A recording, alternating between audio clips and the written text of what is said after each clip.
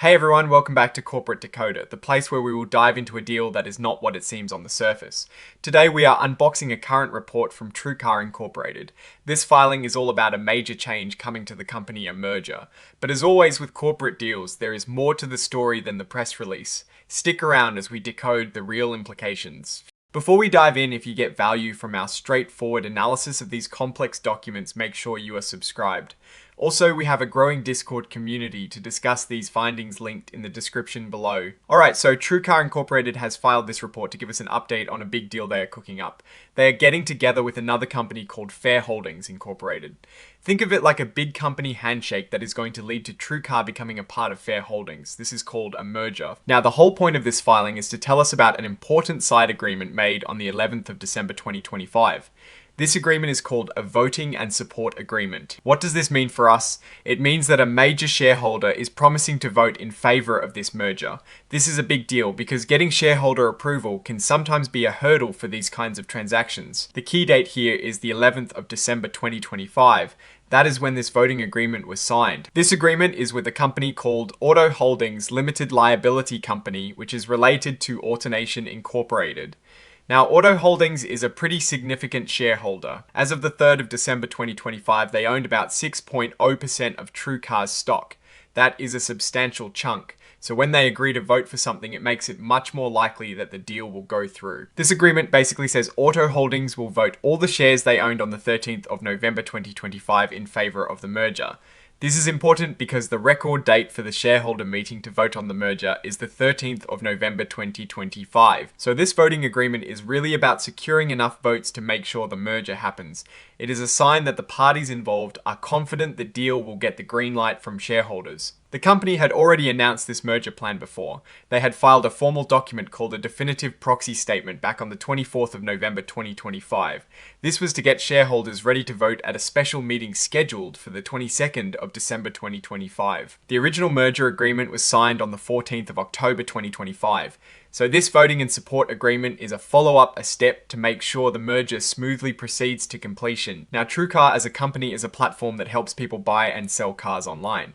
It is a competitive space with other players like Cars.com and potentially even large traditional dealers moving online. The stock itself is common stock with a very small par value.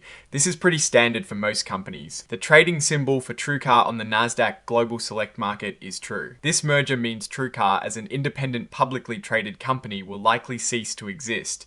It will become a private entity owned by Shareholders, which is led by TrueCar's founder Scott Painter and backed by an investor called Alpha Auto 2. The report does talk about risks and uncertainties. This is standard in these filings. They warn that the merger might not happen on time or at all. They also mention the possibility of the investor not getting the necessary funding to complete the deal. This is a key risk. If the investor cannot secure the money needed for the merger, then the whole deal could fall apart. There is also the risk that something unexpected happens that causes them to cancel the deal. In such cases, TrueCar might even have to pay a fee called the company termination fee. Another big concern is how this pending merger affects the day-to-day business.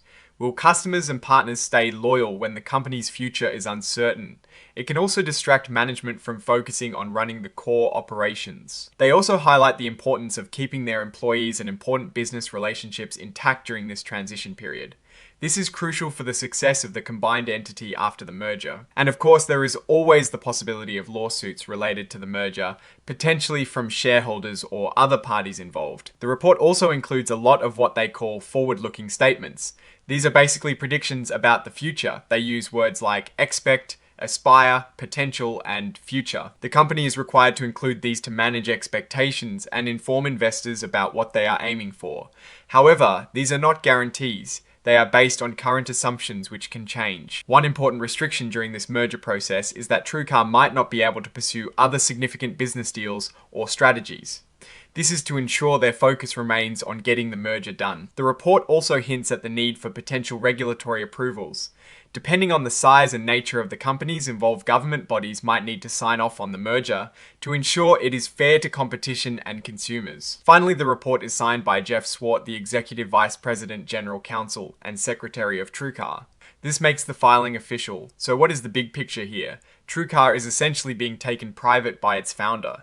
The voting and support agreement from Auto Holdings is a strong indicator that this deal is very likely to go through. While the company points out risks like financing and potential lawsuits, these are common concerns in any major transaction. The big question for existing TrueCar shareholders is, what will the new ownership structure mean for the company's value and future growth? The focus on securing shareholder votes through agreements like this suggests they are confident in the deal's terms. Looking at this filing, it shows TrueCar is actively moving towards a significant transformation. The support from a major shareholder simplifies the path ahead for the merger. While we do not see detailed financials in this particular filing, the strategic move itself tells us a lot about the current market and the company's position within it. It signals a belief from the leadership and key investors that a private structure will better serve the company's long-term goals, perhaps allowing for more focused investment and strategic pivots without the quarterly pressure of public markets. The risks mentioned are standard, but should be monitored, especially the financing aspect and any potential shareholder litigation. Alright, that is our deep dive into TrueCar's latest filing.